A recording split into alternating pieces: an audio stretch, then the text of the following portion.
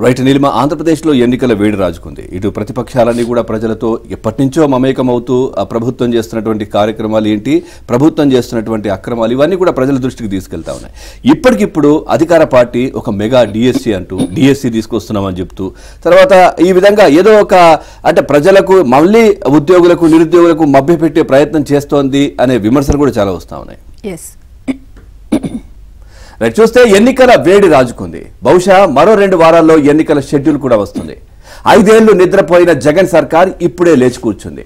నాంచి ఇన్నేళ్లకు DSC notification జారీ చేసింది. నిజంగానే ఈ సర్కార్కు ఉపాధ్యాయ ఖాళీలు నింపే ఆలోచన ఉందా? ఉంటే ఎన్నికల దాకా ఎందుకు కూరుకుంది?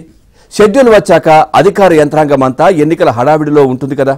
మరి ఉపాధ్యాయ నియామక ప్రక్రియ సాఫీగా సాగుతుందా?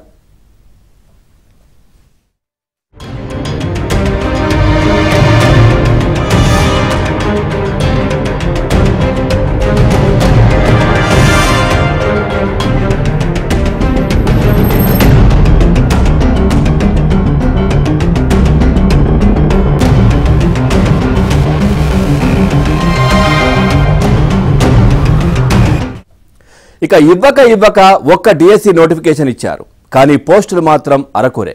ప్రతిపక్షంలో ఉండగా 23,000 ఖాళీలను మెగా డిఎస్సి ద్వారా భర్తీ చేస్తామని ప్రగల్భాలు పలికి అధికారంలోకి వచ్చాక దాదాపు 5 ఏళ్లు మౌనం దాల్చి ఇప్పుడు కేవలం 6,100 ఖాళీలే ఉన్నాయని తేల్చేశారు. మెగా డిఎస్సి స్థానంలో ఉసూరుమంటూ మీ డిఎస్సిని ప్రకటించారు. వాస్తవానికి డిఎస్సి ఎప్పుడంటూ నిరుద్యోగులు గలమెత్తుతుండటంతో కొంతకాలంగా టీచర్ ఖాళీలపై లెక్కలు వేయడం మొదలుపెట్టిన ప్రభుత్వం అనేక సార్లు మాట మార్చింది.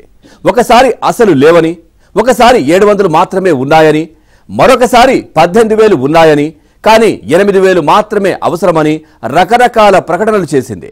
దీంతో అసలు డిఎస్సి ఇచ్చే ఆలోచన లేకే ఇలా కాకి లెక్కలు చెబుతున్నారని నిరుద్యోగులు భావించారు. కానీ ఎన్నికల వేళ రాజకీయ లబ్ధి కోసం డిఎస్సి ప్రకటించిన ప్రభుత్వం ఇప్పుడు కూడా తప్పుడు లెక్కలు వేసింది.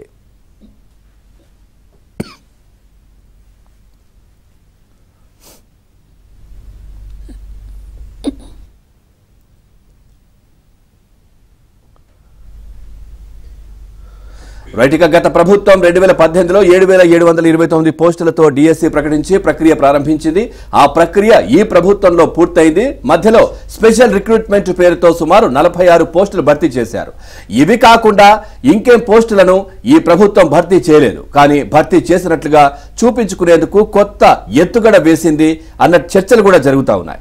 ఇదే విషయానికి సంబంధించి మరింత సమాచారాన్ని మా కరెస్పాండెంట్ సత్య అందిస్తారు. సత్య, పవన్, డిఎస్సి విషయంలో ప్రభుత్వం వైఖరి చాలా వివాదాస్పదం అవుతోంది. ముఖ్యంగా మెగా డిఎస్సి పేరుతో దగా డిఎస్సిని ఇచ్చింది అని చెప్పి అభ్యర్థులు ఆరోపిస్తున్న పరిస్థితి అయితే ఉంది. రాష్ట్ర వ్యాప్తంగా కూడా ఇప్పటికే ఆందోళనలు కూడా చేస్తూ ఉన్నారు. కేవలం 6,100 ఉద్యోగాలతో ఎన్నికల ఏడాది 2 నెలలు ఎన్నికలు ఉన్నాయనగా ఈ డిఎస్సి నోటిఫికేషన్ ఇవ్వడం వల్ల ఉపయోగం ఏంటని కూడా వారంతా కూడా ప్రశ్నిస్తున్నారు. అదేవిధంగా ఎంటీఎస్ విధానానికి కొత్త భాష్యం మంత్రి బొత్స చెప్పడం పైన కూడా వారు మండిపడుతున్నారు. గతంలో ఏదైతే అప్రెంటిస్ విధానం ఉండేదో దాన్ని రద్దు చేశారు కిరణ్ కుమార్ రెడ్డి సర్కార్ ఉన్నప్పుడు. తరువాత దాన్ని మరలా తిరిగి పునరుద్ధరించడం పైన వారు మండిపడుతున్న పరిస్థితి అయితే ఉంది.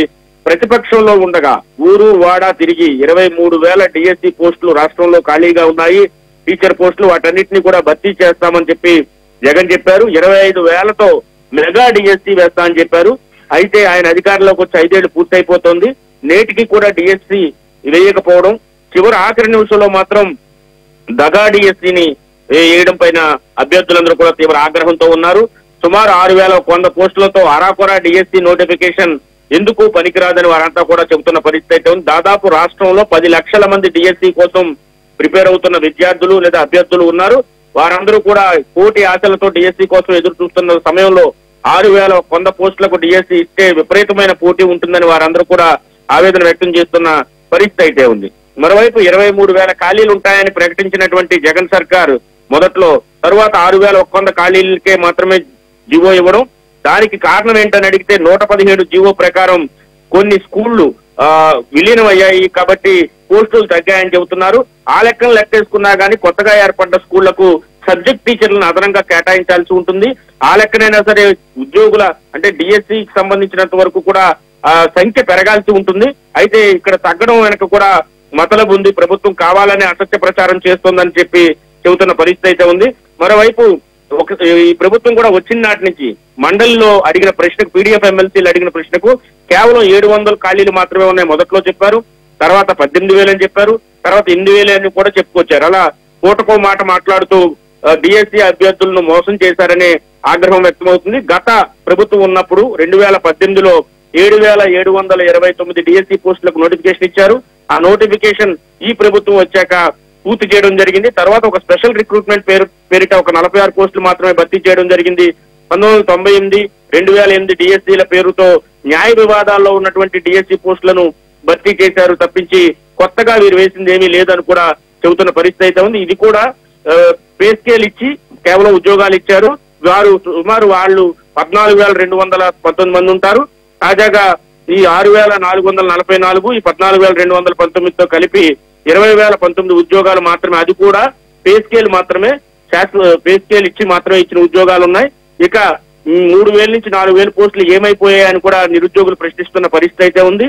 మరోవైపు ఈ ప్రభుత్వం రేషనలైజేషన్ పేరిట 117 జీవోను తీసుకొచ్చి 20 మంది పిల్లలకు ఒక టీచర్ ఉండాలని, 60 మంది వరకు కూడా 2 టీచర్లేనని, ప్రతి టీచర్ వారంలో 36 పీరియడ్లు బోధించాలని, 137 మంది కంటే తక్కువ ఉన్న విద్యార్థులున్న పాఠశాలలకు ప్రధానోపాధ్యాయుడు, పీఈటీ పోస్టులు అక్కర్లేదని దారుణంగా ఉద్యోగాలను కోత విధించడం వల్ల ఇంత తక్కువ డిఎస్సి పోస్టులు వచ్చాయని కూడా అభ్యర్థులు ఆందోళన వ్యక్తం చేస్తున్నారు.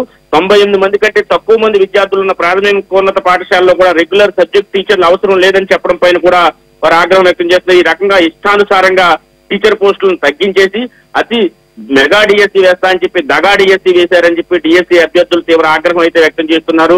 ఇదే విధంగా కొనసాగితే రేపు ఎన్నికల్లో తగిన బుద్ధి చెబుతామని కూడా వారంతా రాష్ట్ర వ్యాప్తంగా ఆందోళన సందర్భంగా చెబుతున్న పరిస్థితి అయితే ఉంది.